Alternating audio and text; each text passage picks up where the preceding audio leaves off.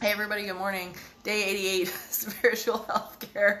Hey everybody, I hope you guys are doing really well this morning. It's a beautiful day here, so I hope you guys are doing awesome as we continue our discussion about ouija and channeling and some of the amazing things that have gone on over the years. And how to navigate all of this crazy stuff, because people have this really negative connotation to it, and it doesn't have to be that way. So we're going to talk about that today. It is a day 88 of this crazy this crazy journey we're all on, so it's going to be really good. Good morning to all of you. Yeah, as I say, we're talking about ouija and channeling and all sorts of things today. This is going to be it's going to be really good, as well as a really great question actually that came in about materials and homes and hauntings and fabrication and stuff like that. So yeah, some really cool things today. So good morning, Patricia and Ed. Nice to see you guys. Nice to see everybody coming in this morning. As I say, lots to chat about today, because there's like some really, I don't know, there's some really interesting, I think, segments that we haven't touched on in terms of things like channeling and being connected to source energy and different entities and all sorts of things. Good morning, Lori. Good morning, Jay. Nice to see you guys. Nice to see everybody coming in this morning. Such great questions that have been coming in via email and Instagram and all of the different platforms, which has been great. So there's always lots to talk about. There's tons and tons to talk about. But today is going to be a continuation of the discussion on ouija, as well as the discussion on various modes of channeling and some of the amazing things that have happened because of it. There's been some amazing things people don't realize. There's books that have been written. There's things that you have no clue about. So we're going to go through all of that today. Good morning to Lori and Sally. Nice to see you this morning. I hope you guys are having better weather. Like, we're really hot here in Edmonton. Now we're warm. So I don't know. It's like the weather's just doing this lately. It's crazy. Good morning, Amanda. Hey, all the way from the hot UK. You guys are roasting. Oh, that's jeez. It's like everybody's having a heat wave. That's crazy. Everybody's having a heat wave. So yeah. So lots of stuff to chat about today. I'm stoked about this subject, because I love talking about interacting with non-physical, and talking about interacting with like hauntings and spirit and all of that kind of thing. Because let me tell you, like, people don't realize that so much of our artistic community, our arts that we think about, the books that we're reading, all of that have been channeled. They've been channeled, or they've been done through the Ouija board. People don't realize. So it's really cool. Good morning, Des. Good morning. How are you? It's good to see everybody this morning. It's been interesting, because as I was doing some of the research for this class and stuff today, I was kind of going through and reminding myself of all the different things that have been contributed by non-physical energy over the years that we forget about, and it's stuff that we do all the time, every day. And it's awesome. So Darcy says it's hot in California. Yeah, you guys are always like super warm this time of year. The number of years ago, I spent quite a bit of time in California. I was kind of going back and forth between like Edmonton and Southern California, in Torrance and a bunch of other places like that, Palos Verdes and things. The bluffs and like a lot of the haunted places down there, like the lighthouse, Point Vicente Lighthouse, as well as the Palos Verdes, the garden there, the Wayfarers Chapel, because Hermosa Beach and places like that, they're all working to be blue zones now, which are of course the happiest places in the world. It's something that was designated by National Geographic a number of years ago, and and the hauntings there are just so fantastic. At Wayfarers Chapel in California, one of my favorite stories was the garden, which is one of the most beautiful gardens I've ever been in. The flowers are, for those of you guys who have not been to Palos Verdes, California, the flowers are like this big. They're like dinner plate size, carnations and like roses, and it's amazing. So the Wayfarers Chapel, it's also known as the Glass Chapel, and it's completely made out of panes of glass. Like you can see, and it sits on top of the bluffs overlooking the ocean. And it's one of the most beautiful places on the planet. And so the garden that's there is haunted by a gardener who tends to the flowers all the time. He's there all the time. working on the gardens and stuff like that. It hands down is one of the most beautiful places I've ever been, and the people there love him. Like, they just love him. It's so cool. So yeah, so a lot like California, there's so many amazing places there, so many amazing haunted locations and things like that, like Queen Mary and Long Beach, and it's so cool. So Lori is saying she's definitely open to listening to what I have to say about the Ouija board, because she was left with such a negative feeling after her study on the Ouija board. Yeah, it's so funny because people have such mixed reviews about it, and so much of the attention gets put on the negative side of things. And so we're gonna tackle that today. I wanted to get to a question that was sent in as well, because I think it's a really good question, and that was, do you think a house made of brick is less likely to be haunted than a house made of wood? Now, on the surface, this question seems a little weird. Like what would building materials possibly have to do, right, with hauntings and things like that? But let me tell you, when it comes to the phenomenon of residual energy, building materials make a big difference. They make a big difference. So the reason why they're asking here about brick versus wood is both of these things are porous materials, okay? And there's a theory about residual energy called the stone tape theory. And the stone tape theory is all about the idea that moisture retains memory. Moisture retains, memory, and even possibly emotion. Like, it can manifest emotion on a particle level, like an atomic level.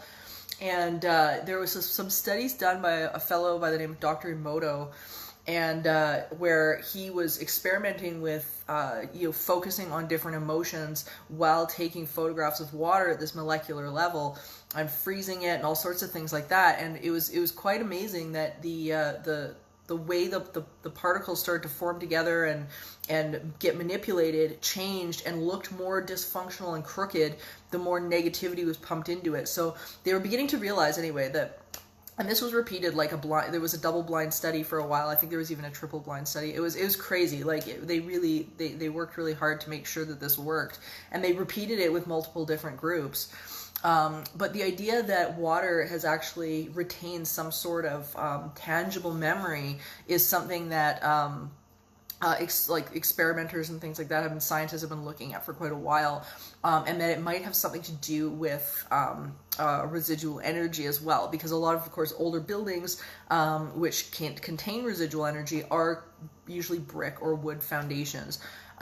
So do I think it's more likely to be brick versus wood? I have not seen a study or experienced like one over the other per se. Brick buildings have been more active than wooden buildings, things like that, when it comes to residual energy.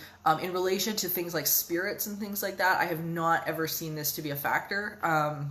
But with residual energy, I've definitely seen, of course, a lot of the older buildings maintain it, but I've seen a higher correlation to residual energy with electromagnetics in the space, like old wiring and stuff like that, versus things like building materials being wood or brick. So I haven't seen a study on this at all either. Like, I haven't seen any academics tackle this problem, but they seem to be leaning more towards, as I say, the electromagnetic side of things, which usually has to do with like the geology of the ground, if there's like quartz beds underneath the ground, stuff like this, because it doesn't always have to come from wiring, but it's something that people have questioned and talked about. So that's the answer for that one.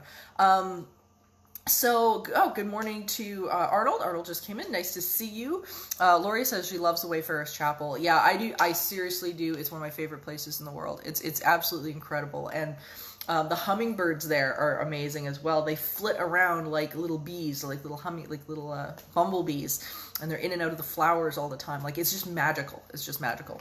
So let's get on to talk about Ouija, because Ouija and channeling just in general is something that is so fascinating to me, because there's so many notable people that have worked on it and experimented with it and whatnot. And so a good example of this is there was a great poet by the name of James Merrill. For those of you guys who know literature, and he channeled an entire book through the Ouija board called The Changing Light at Sandover. And this book was so profound, it literally won the Pulitzer and National Book Awards. He literally won this, like this book won this award. It's really, really crazy. And we see this over and over again, where there has been people that have pulled projects and things like that have been, Pulitzer winners and all sorts of stuff like that. So it's really amazing. There's a massive list of people, who have won Pulitzer Prizes over, working on psi and channeling specifically. Albert Einstein was one of them, because he, of course, won the Nobel Prize in Physics, and wrote the preface to the telepathy book as well. T.S. Eliot was another one. Of course, in 1948, he won a Nobel Prize in Literature, and he was fascinated and studied precognition. Max Planck, who is, of course, Nobel Prize in Physics, same thing. And the list goes on. Albert Schweitzer, Yeats, William Butler Yeats, another, of course, literary great.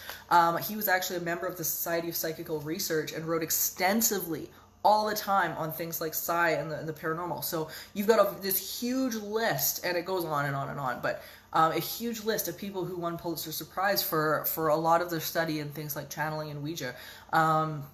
And so this isn't something where, people are just brushing it off and it's, it's some sort of like party game. Like it's been a serious study for a really long time.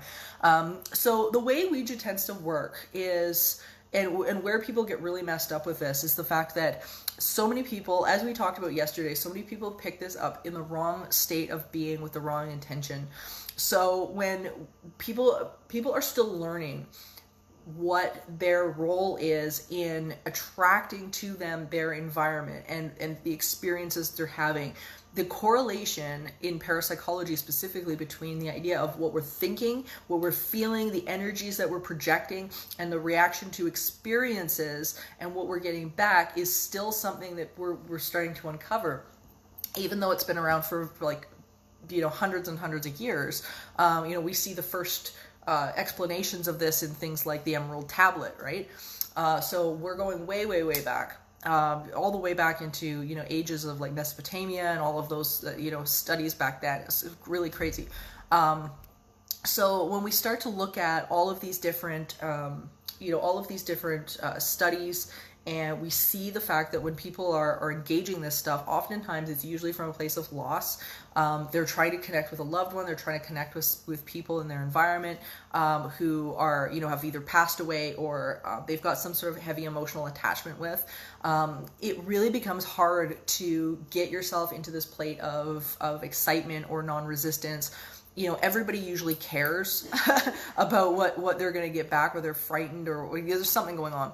But I want you guys to think about it almost like an instrument, right? A musical instrument. How many of you guys play musical instruments and stuff? Music is a big thing in my family. It's a huge thing in my family. My family owns a music studio here in Edmonton. My partner is a composer and is a brilliant composer of like operas and jazz and all that stuff. So it's like you've got the music is just a big thing, and we do production on shows and stuff like that here in Alberta. It's pretty cool. So when we think about this like a musical instrument, we have to understand that if you look at, say, for example, somebody who is just starting, right? Everybody, a lot of people had their piano lessons when they were kids and whatnot. And I mean, of course, we all sucked right at the beginning, right? Kaz was saying he plays the guitar badly, and everybody. But then you turn around and let's use the example of guitar for instance. And we look at somebody like, where you're just starting, or somebody like Zach Wilde, right? Or John Five, or somebody like that, who is just like, can play incredibly well.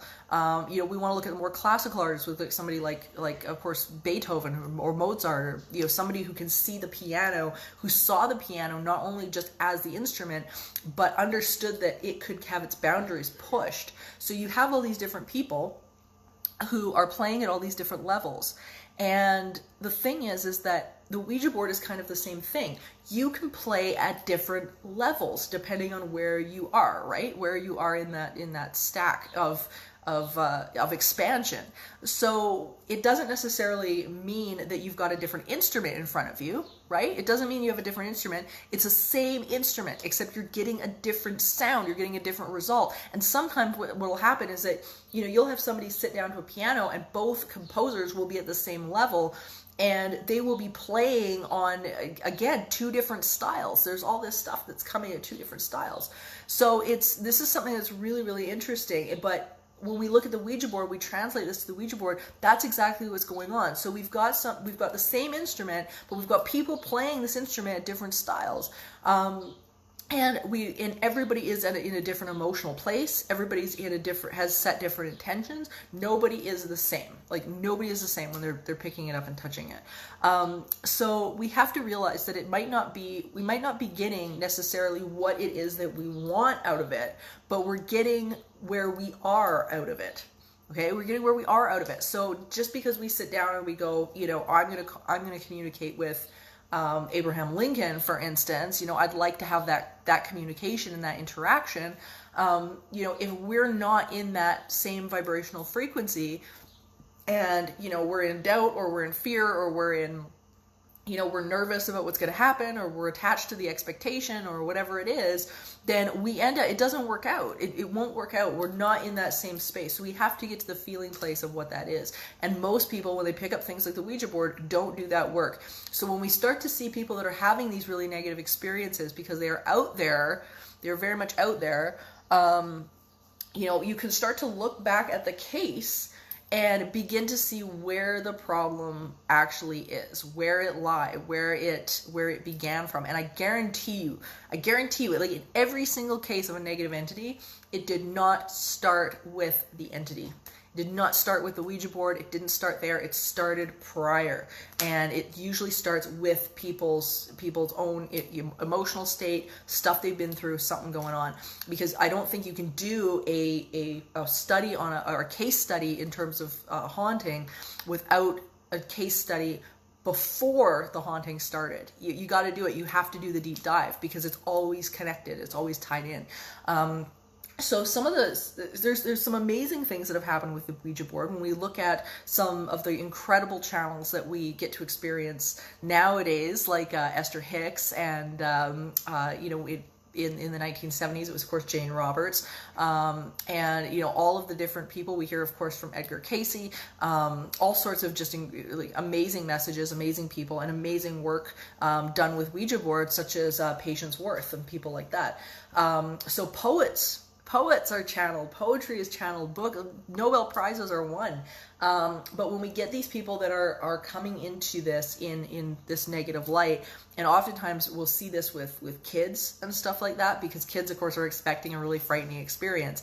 And this is all, like, usually what they end up with. They end up with something that's really frightening.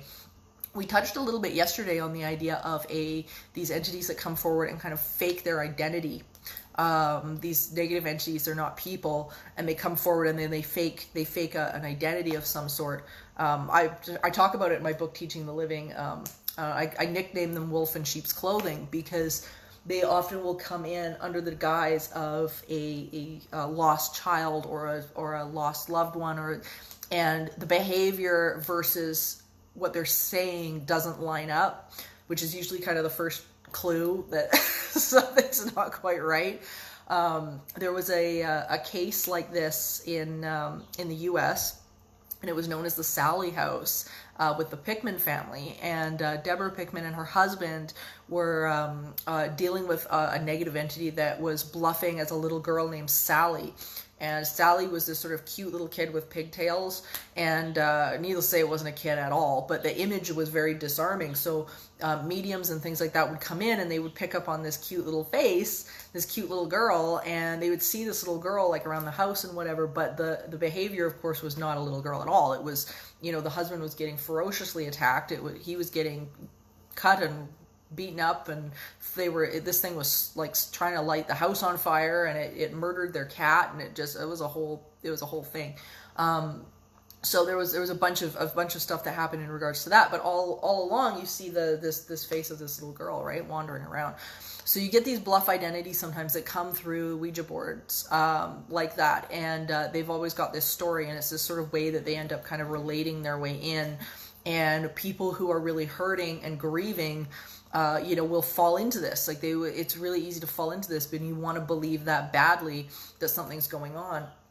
So one of the things I was saying yesterday, which I'll bring up again, is one of the best ways that you can tell with the Ouija board when you're doing this kind of conversation as to what type of thing that you're getting back and identifying the type of thing you're getting back is paying attention to how you feel.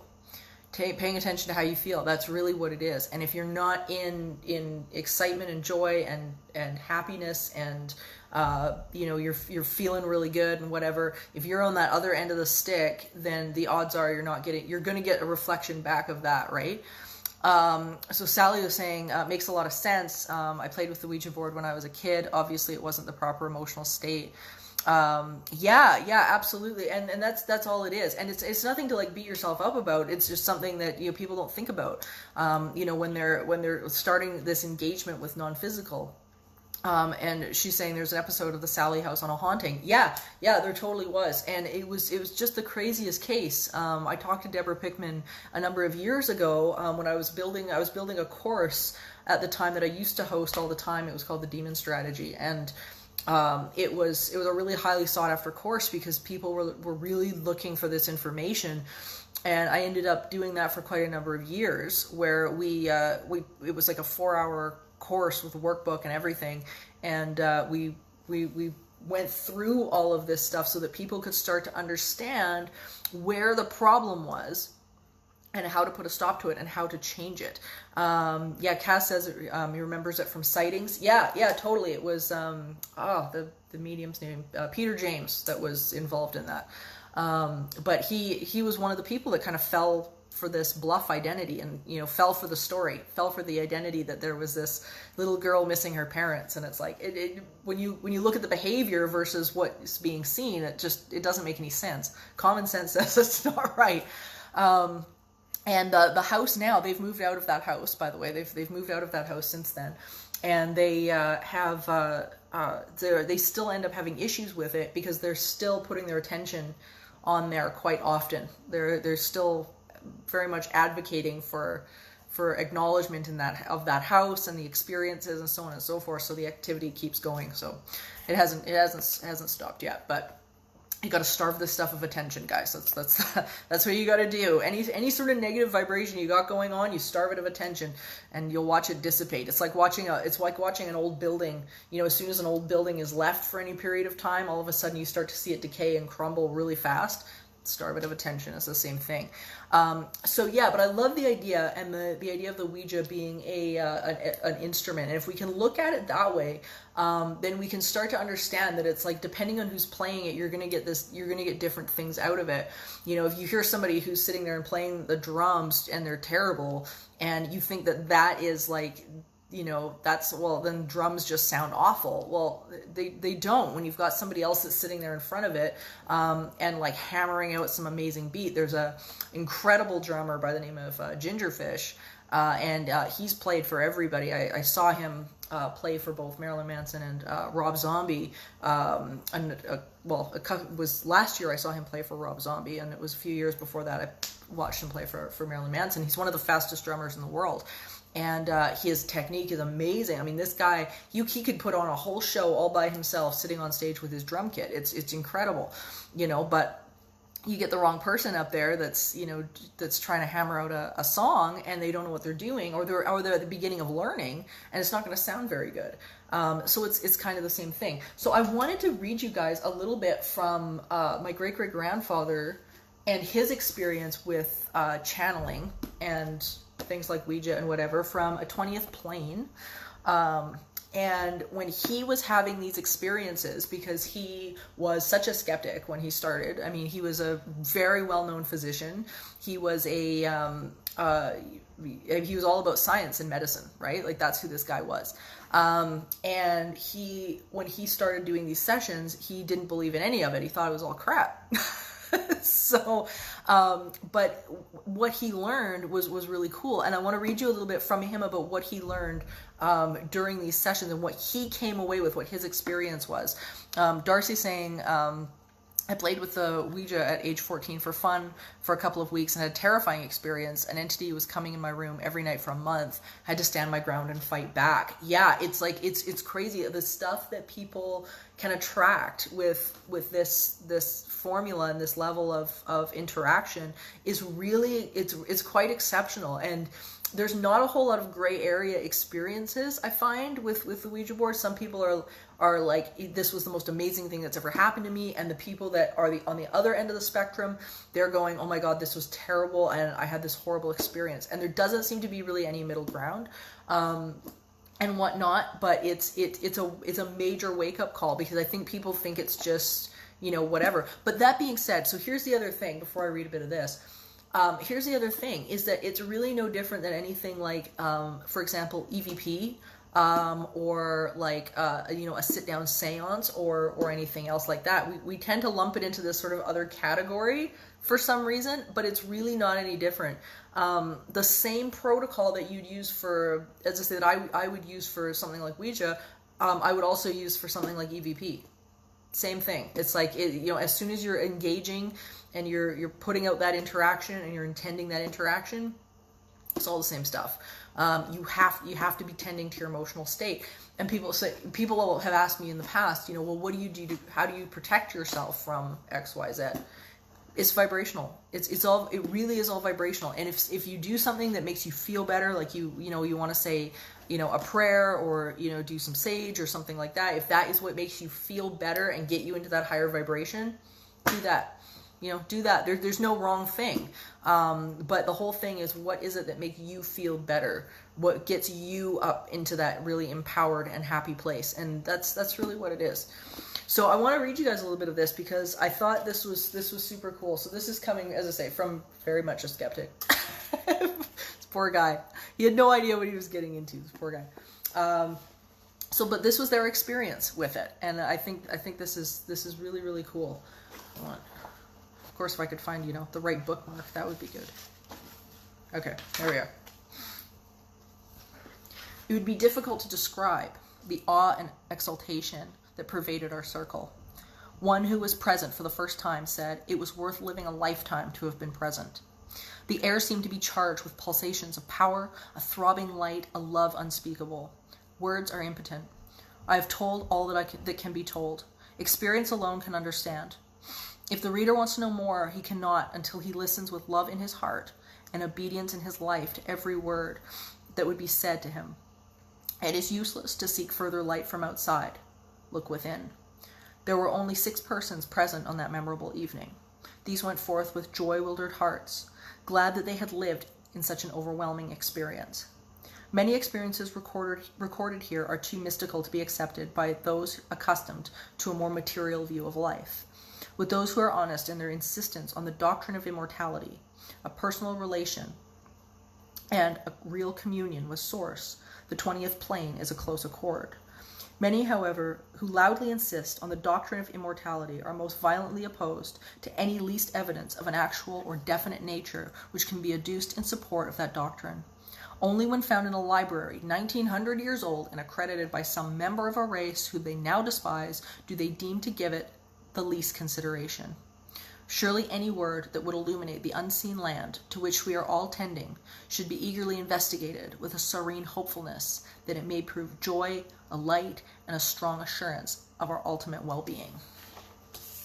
So I think he put it so beautifully by saying that, and it really is. It's an access, it's a door, and it's an access to whatever we want it to be.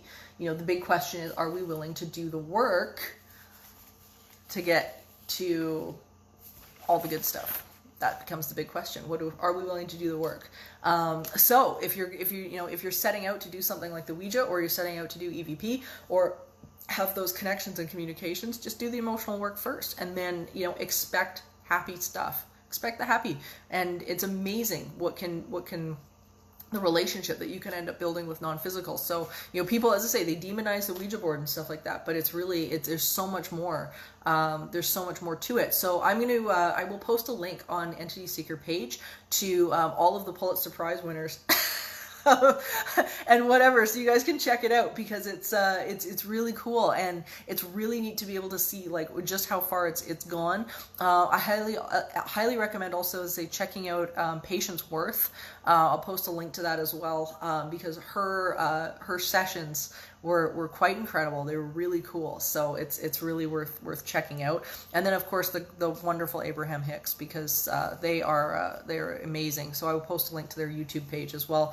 So probably some of the best channeling, in my opinion, in the world. So, but anyway, everybody, we can't go throughout our day without our affirmations and move in with the right energy. So Sally's asking, before we do that, do you really open a portal with a Ouija? No, it's not really that. It's just being in connection with what's already around us. I think Ouija gives us an opportunity to still our minds, to calm down. It gives us an opportunity to set the intention of listening. And it's not really so much a portal as it is a connection with what's already there and what's already around us. And, you know, all this stuff, it's accessible. We don't really technically need, you know, any of the tools and stuff like that. We like to have the tools because it's a little more concrete, but, you know, all of that connection and things like that, it's all there for us all the time.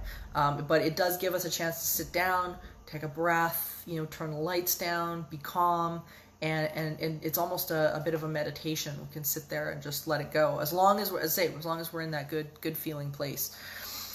So, everybody. Marge is saying, do you recommend seeing psychics? I recommend seeing psychics from places like, yesterday I was mentioning the Forever Family Foundation, as well as the Windbridge Institute. The Windbridge Institute has the only list of scientifically tested mediums out there. That's it. I find the majority of psychics, I would be straight up honest with you guys, the majority of psychics that are out there that are charging money, that you're going to see on television, all of that stuff, they are completely cold and hot readers. That's what they do. It's a lot of it's mentalism. A lot of what you're seeing is basically, it's almost like a parlor trick. It's easy to spot. If you missed yesterday's class, day 80, I guess it was day 87, I talked about all of the different types of psychic readings and the mentalism tricks, or at least not all of them, but the good chunk of them yesterday. So check that out if you guys have missed that, because it's it's a real sketchy business. There are, as I say, more than not that are just, they're frauds, and they're either looking for attention or money. So yeah, check out yesterday's class on that. But as I say, the Forever Family Foundation, you guys, is amazing. It's run by a fellow by the name of Lloyd Auerbach, who is one of the best parapsychologists out there. I mean, this guy he knows his stuff. The people he works with are amazing. And the Windbridge Institute, windbridge.org, they are the top of the game with this stuff. But in terms of, like, you know, looking through a phone book and calling somebody up, I wouldn't. I think, and stuff like that, it's great for entertainment, it's fun and stuff like that for entertainment, and whatever. And the other thing too with these psychics and mediums, one of the key factors for you to figure out which ones are real is if they teach you how to do it. Because that's what they should be doing. They should be empowering you to be able to do what they do, because everybody has the ability to do it. And if you've got people who are not empowering you to be able to do it yourself and be able to do that, something's up. Something's wrong. Because at that point, you're becoming dependent and codependent on someone else for your connection with source energy. Don't do that. That's a bad sign. So you don't want to be dependent on that. You want to learn how to do it yourself. You know, having that guide and that coach and being able to go there and you know, have these experiences is great, but you want to be able to nurture that connection without relying on other people, because relying on other people will always send you down a bad road too. So it's never it's never good, because the thing is that these other people around you won't always be in their connection. That's the other thing, right? Like if we're turning around and we've got all these other people that are, we're relying on them for our connection with source energy, then we're relying on people that aren't always in their connection, right? Like they're not always going to be nice and good and, connecting with the right stuff. So you want to be able to do that. Corey Hargreaves is saying, as a former mentalist, I can do anything a psychic can do, only make it look more believable through trickery and what I call a sleight of mind. Yeah, absolutely. So Corey Hargreaves here is a really, really good friend of mine, and he is an amazing, amazing performer, an amazing mentalist, and truly, like, I mean, he is completely correct, and as I say, you want to be able to access the real thing, which is, as I say, through accredited institutes like Windbridge. They are the top of their game in terms of not only artificial intelligence, but psi research and all of that kind of thing as well. You want to go through these people that are they know their stuff, but you can do this. Yeah, Corey here is completely correct. So yeah, so everybody. We got to do our affirmations before we go. We were already like running way over, and it's awesome. I just love it. I love it. I love it. All right. So everybody take a breath.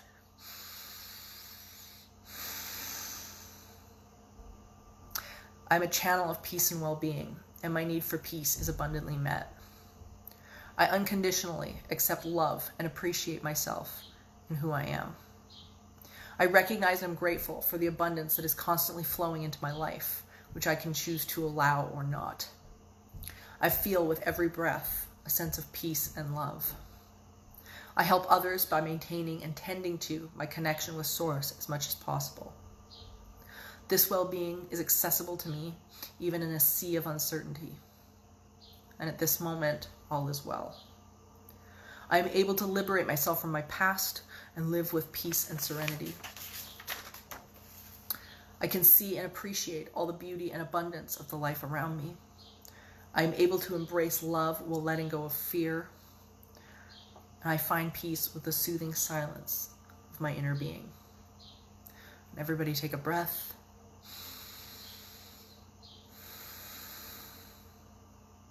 Thank you guys for an amazing, amazing morning today of spiritual healthcare. And we've got more tomorrow. It's Friday tomorrow, so we got even more. And we're gonna chat more about this stuff. We're gonna talk more about what it is to maintain and to build that connection for yourself, so that we're moving forward with empowerment and we don't have to rely on that stuff. So we're gonna talk more about that. We're gonna talk more about tending to that connection and what that should look like at the end of the day. So I will see you guys tomorrow. All the classes have been uploaded to youtube.com/entityseeker, as well as YouTube or entityseeker.ca as well. They're all there. Marge has actually missed a few days. Yeah, they're all there. They're all there, Marge. They're all there. And yesterday's, I think, would really interest you, because it's a really good review about psychics and stuff like that. So anyway, I will see you guys tomorrow morning, spiritual healthcare. Thank you guys. See you later. Bye bye.